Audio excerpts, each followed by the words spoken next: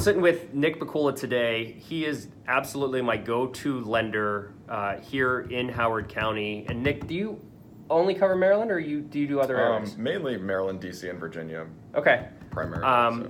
So what we're going to talk about right now, we're going to break down the different types of loans, or at least the most common loans that we see out there. So that's going to be FHA, VA, and conventional loans. We want to know what they are, how we qualify for them, what's the best one for us. Now that'll happen in a series of videos, not just this video, but we're going to start with FHA. So Nick, if you will just break down what it is, who uses it most of the time, what are the advantages to do an FHA? Yep. So FHA is Federal Housing Administration mortgage.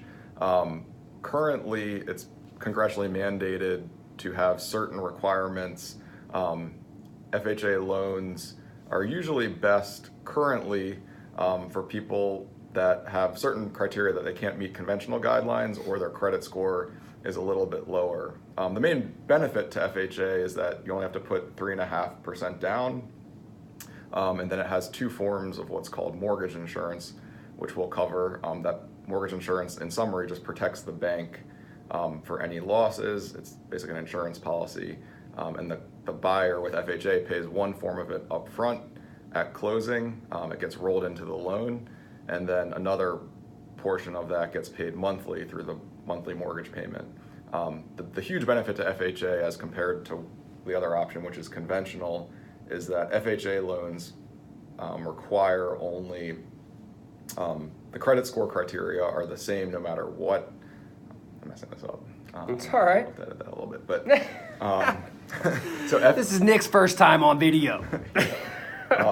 So the benefit for FHA is what is the credit score criteria for FHA? Well, some banks will allow you to go down to 580 with Holy FHA. Cow. Okay. Which is great.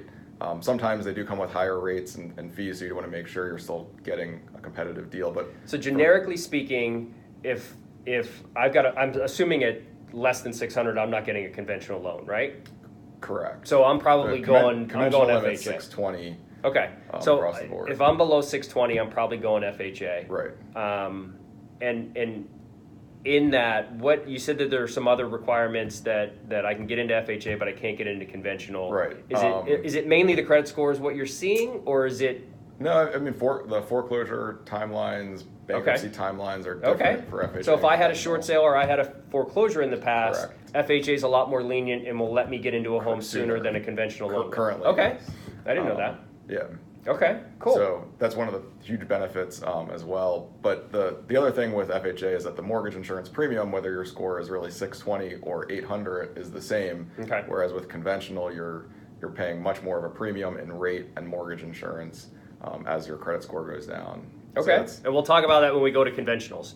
So in summary, FHA, 3.5% down. You can put more down if you want, right? Correct. And does that help your interest rate at all if you put more down? Does not. The mortgage insurance factor for FHA currently is 0.85%. They're talking about changing it, but for right now it's 0.85%, and with 5% down, it's 0.8.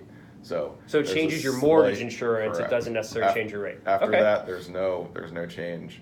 The main downside to FHA ultimately is that mortgage insurance stays for the life of the loan.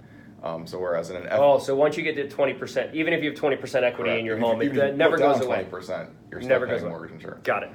So conventional at 20%, the mortgage insurance drops off, which is the same as if you had put 20% down from the beginning. FHA, you're stuck with that for the life of the loan. Okay. That seems like a major disadvantage. Yes. Okay. And it's the one reason most people try to do conventional. If there's a reason you can't do conventional or the numbers work out much better, FHA is the way to go. Cool. There's your brief summary on FHA. I hope you learned something. Thanks.